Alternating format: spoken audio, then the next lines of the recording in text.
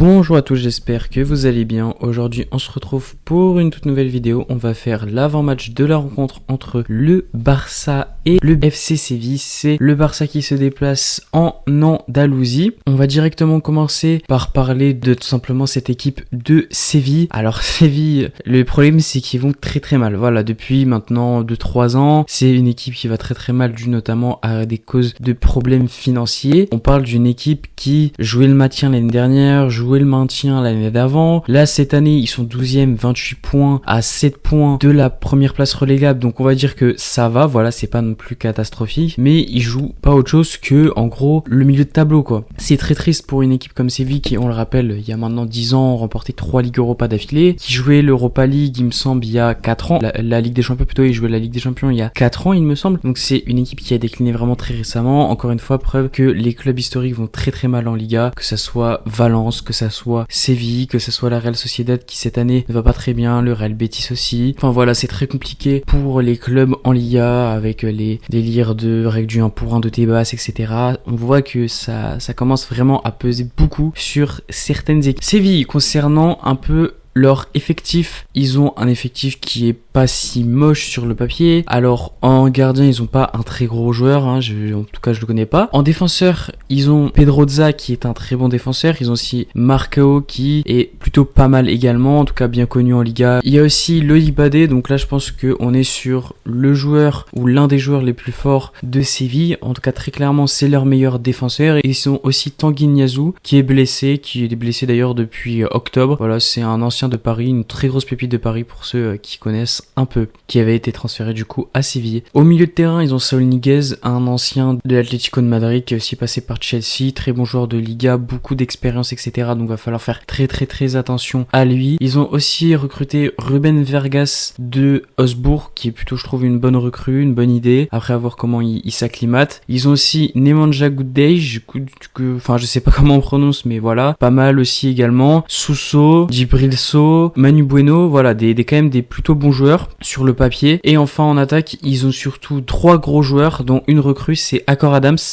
qui vient de Montpellier, voilà. Il marquait vraiment plutôt pas mal de buts à Montpellier, en tout cas c'était un petit buteur côté Montpellier, à voir comment il s'acclimate chez les Sévillans. Ils ont aussi Isaac Romero qui est avec Luque Bacchio le meilleur buteur, tout simplement, même si il n'a que 2 buts. Et du coup, Luque Bacchio qui est l'autre gros joueur côté Séville, qui a lui 9 buts. Voilà, donc on voit quand même que Luque Bacchio est le mec qui met le plus de buts, et de très loin, parce qu'après les deux autres qui suivent, c'est Juanlu Sanchez et Isaac Romero à 2 buts. Alors ils sont à 24 buts en 22 matchs, donc un peu plus d'un par rencontre, mais ça reste quand même très faible pour une équipe qui a, je trouve, quand même des bons joueurs. J'avoue, je ne regarde pas les matchs de Séville, mais bon, je trouve ça quand même des performances un peu basses pour ce que je vois. La taille de l'effectif me l'air vraiment pas mal. On peut normalement viser une Ligue Europa Conférence ou une Ligue Europa avec cet effectif très clairement. Surtout en plus en Liga. Et ils sont aussi à 30 buts encaissés. C'est quasiment 1,5 but encaissés par rencontre. Donc c'est quelque chose qu'il faudra prendre en compte. Également au niveau du jeu, ce que je peux vous dire, je ne regarde pas, comme je l'ai dit, les matchs de Séville, mais je sais très bien comment ça va se passer. Enfin, comment ça devrait se passer, parce que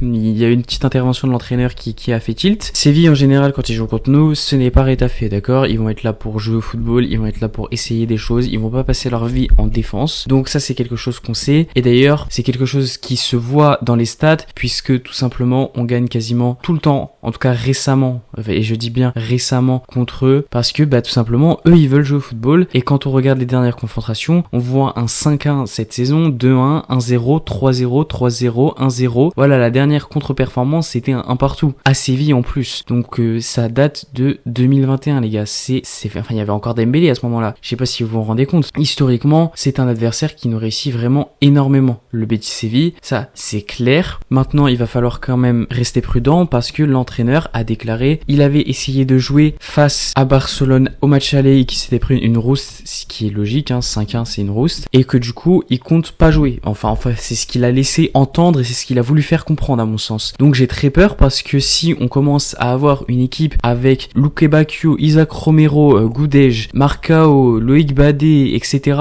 qui ne font que défendre, je vous le dis, ça va être beaucoup plus compliqué que Retafe. Alors, par contre, ce qui est important à savoir, c'est que les équipes comme Retafe et Las Palmas, ils ont l'habitude de défendre. Ils défendent tout le temps. La différence, c'est que là, Séville n'a pas l'habitude de défendre. Souvent, ils essayent de jouer. Et donc, qu'est-ce que je pense voir? C'est-à-dire que j'espère voir une équipe de Séville qui, même si elle veut défendre, force à elle, hein, parce que vraiment, ce serait horrible et ce serait vraiment un mauvais match. Du coup, ils gâcheraient le match. S'ils essayent de faire ça, je pense, en fait, qu'ils n'y arriveront pas tout simplement parce qu'ils ne savent pas le faire. Ce qui est logique, puisque tout simplement, ils n'ont pas l'habitude. D'habitude, ils jouent. Et les équipes qui changent leur plan de jeu pour un seul match face à une équipe, en général, ça marche vraiment très très peu. On le voit très souvent que c'est la mauvaise idée. Donc c'est quand même quelque chose que j'espère s'ils essayent de faire ça, même si j'espère très sincèrement que Séville va essayer de jouer, parce que Séville-Barça, quand les deux équipes jouent, franchement c'est souvent un beau match. Alors oui, ça tourne souvent en notre faveur, mais il y a quand même beaucoup de beaux jeux. On voit souvent que Séville, alors pas cette année, mais les années d'avant, ils auraient pu arracher le nul ou la victoire. Ça joue pas à grand chose en général, donc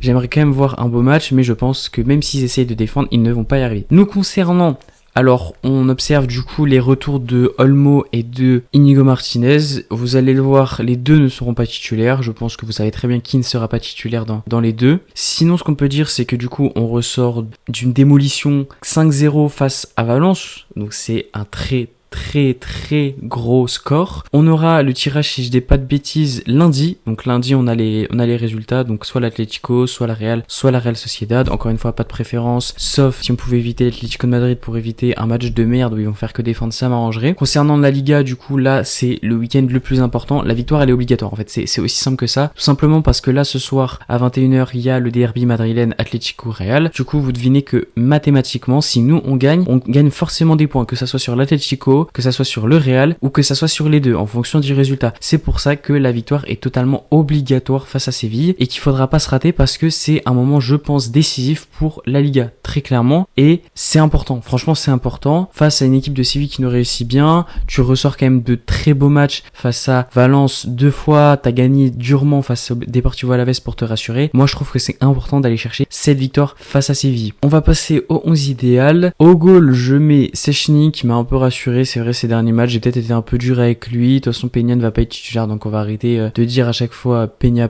ça ne sert à rien. En défense, je mets à droite Koundé, à gauche Baldé, en défenseur central Cubarsí, Inigo Martinez. Voilà, Inigo Martinez qui est revenu face au match à Valence. Je pense que on est bon concernant sa forme physique. Après, s'il peut pas jouer, le faisons pas jouer et on va pas le précipiter, mais normalement ça devrait le faire. Au milieu, je mets Frenkie de Jong et Pedri en double pivot. Alors soit, je pense plutôt Frenkie de Jong en plus reculé, parce que c'est un poste qu'il aime bien. En plus, c'est entre un 6 et un 8, franchement, il va le faire le taf. Je préfère lui à Casado parce que récemment, Casado est moins fort et Frenkie de Jong est en train de retrouver un très gros niveau. Et je mets en numéro 10 Fermín Lopez.